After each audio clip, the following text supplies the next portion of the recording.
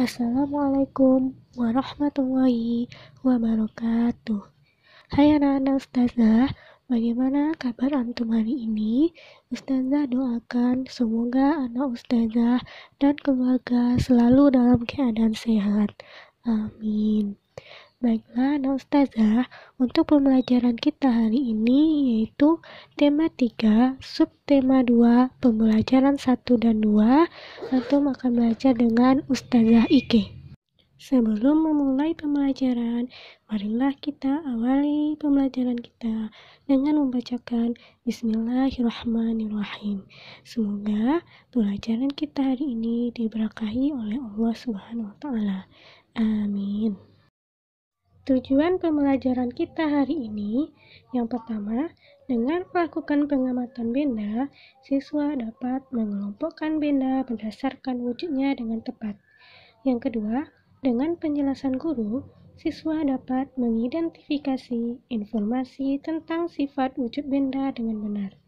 Yang ketiga, dengan penugasan, siswa dapat mengkonversi satuan kilometer ke meter.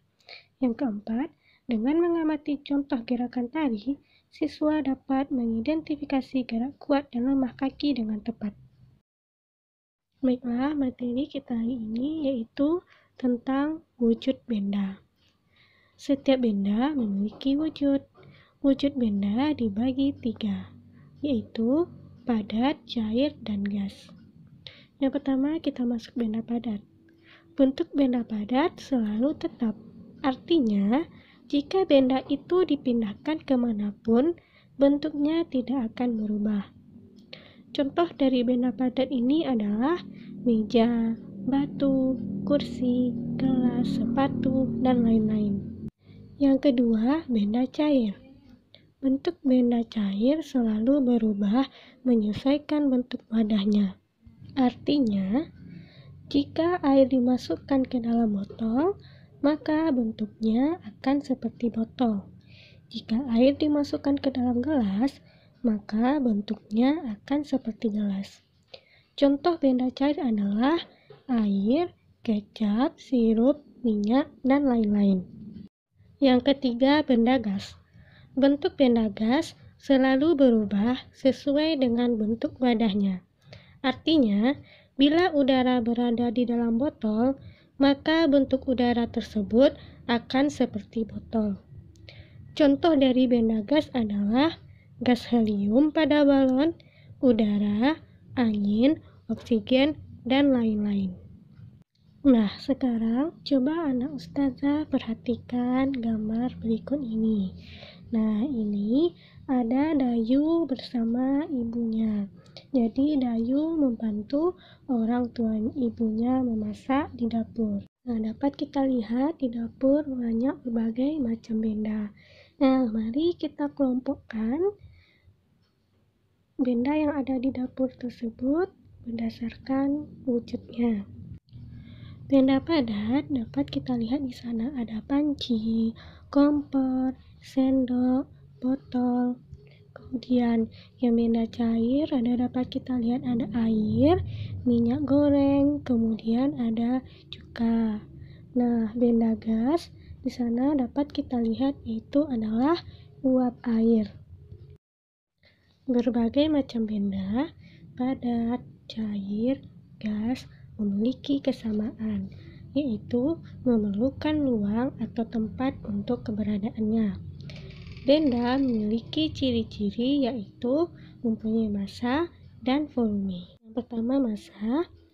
Nah, coba anak ustazah perhatikan gambar ini, yaitu dua bola yang ditimbang dengan ukuran yang berbeda. Jadi ada dua bola basket dan bola plastik. Dari gambar tersebut dapat kita lihat bola basket lebih berat daripada bola plastik. Ini terjadi karena bola basket bahan penyusunnya beda dengan bola plastik. Bola basket terbuat dari karet sintesis, sedangkan bola plastik terbuat dari plastik. Jadi, ukuran banyaknya bahan penyusun yang terdapat dalam benda itu disebut dengan massa. Jadi, Bola yang lebih berat memiliki massa yang lebih besar. Massa diukur dengan satuan gram atau kilogram. Nah, ini adalah gambar alat ukur yang digunakan dengan massa. Nah, apa ya perbedaan massa dengan berat? Nah, massa benda di mana-mana selalu sama. Sedangkan berat benda akan berubah-ubah sesuai kedudukannya. Contohnya adalah sebuah apel yang sama akan mempunyai berat yang berbeda ketika ditimbang pada tempat yang berbeda. Itu dia contoh berat. Nah, contoh yang lainnya yaitu massa tubuh manusia di bumi dan di bulan yaitu sama. Nah, sedangkan berat tubuh astronot di bulan lebih ringan daripada di bumi. Nah, itu dia perbedaan massa dengan berat. Selanjutnya yaitu volume. Volume adalah ukuran ruang yang ditempati suatu benda. Benda yang kecil menempati ruang yang lebih kecil dibandingkan benda yang besar. Hal ini berarti benda yang kecil mempunyai volume kecil, benda besar mempunyai volume besar. Nah, Hana Ustazah dapat melihat pada gambar di bawah ini yaitu 2 ekor ikan yang dimasukkan ke dalam akuarium. Jadi dapat kita lihat di sini volume akuarium A lebih besar daripada volume akuarium B. Nah, Hana Ustazah, ini adalah alat transportasi yaitu motor. Nah, termasuk ke dalam wujud benda apakah motor itu? Nah, iya. Jadi, motor termasuk kepada wujud benda padat. Pada hari Minggu, Edo dibonceng ayah ke rumah nenek. Edo dibonceng ayah dengan motor. Perhatikan denah jarak ke rumah nenek berikut ini. Nah, ini dia denah rumah Edo ke rumah nenek. Jarak rumah Edo ke rumah nenek 5 km 300 meter. Jarak ini dapat ditulis 5 km lebih 300 meter. Jarak dari rumah Edo ke kebun binatang 1523 meter. Satuan kilometer dan meter adalah satuan untuk menyatakan jarak. Nah, 1 kilometer berapa meter? Jadi, kita dapat melihatnya menggunakan tangga satuan panjang. Jadi, di sini ada tangga satuan panjang, dimulai dari tangga teratas yaitu ada kilometer, kemudian hektometer, dekameter, meter, desimeter, kemudian sentimeter, dan terakhir baru milimeter. Nah, jadi setiap dia turun satu tangga, dia akan dikalikan 10. Nah, setiap naik satu tangga, dia akan dibagi dengan 10. Kemudian, tadi yang ditanya adalah 1 kilometer berapa meter. Jadi, dari kilometer ke meter, dia turun. Berapa turunnya? Nah, mari kita hitung. Kilometer ke hektometer turun 1, hektometer ke dekameter turun 2, dekameter ke meter turun 3. Nah, berarti penurunannya ada 3 kali. Kalau satu tangga dia 10 turunnya, berarti kalau 2 berarti 100. Nah, kalau 3 berarti dia 1000. Berarti 1 kilometer sama dengan 1000 meter. Nah, sekarang kita lihat. Jarak rumah Edo ke rumah nenek 5 km 300 meter. Berapa jarak rumah Edo ke rumah nenek dalam satuan meter? Jadi tadi jaraknya 5 km 300 meter. Jadi 5 km ditambah 300 meter. Nah, di sini ada 2 satuan. Ada kilometer dan ada meter. Jadi, yang perlu kita ubah adalah yang satuan kilometer. Jadi, 5 km sama dengan berapa meter? Nah, karena tadi 1 kilometer 1000 meter, jadi 5 kita kalikan dengan 1000 meter. 5 dikali 1000 sama dengan 5000. Jadi 5000 meter. Nah, setelah itu yang 300 meternya tidak perlu kita ubah karena dia satuannya sudah sama meter.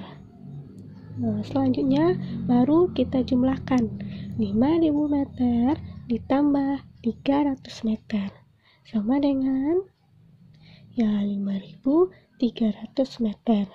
Jadi jarak rumah Edo ke rumah nenek adalah 5300 meter. Kemudian jarak yang harus ditempuh Edo dari rumah ke kebun binatang 1523 meter. Berapa jarak rumah Edo ke kebun binatang dalam satuan kilometer dan meter? Nah, tadi jaraknya 1523 meter. Ini sama dengan 1000 meter ditambah 523 meter. Karena jarak yang dimintanya itu dalam satuan kilometer dan meter, jadi yang 1000 meter kita jadikan ke kilometer. Nah, karena tadi kilometer ke meter dia turun tangga 1000, dia turun tangga 3 jadi 1000 meter. Nah, jadi dari meter ke kilometer berarti dia naik tangga 1000. Nah, kalau dia naik tangga 1 berarti kita coret nolnya 1. Kalau dia naik tangganya 2, kita coret lagi yang satu lagi, jadi kita coret 2. Kalau dia naik tangganya 3, berarti kita coret juga angka nolnya 3 buah.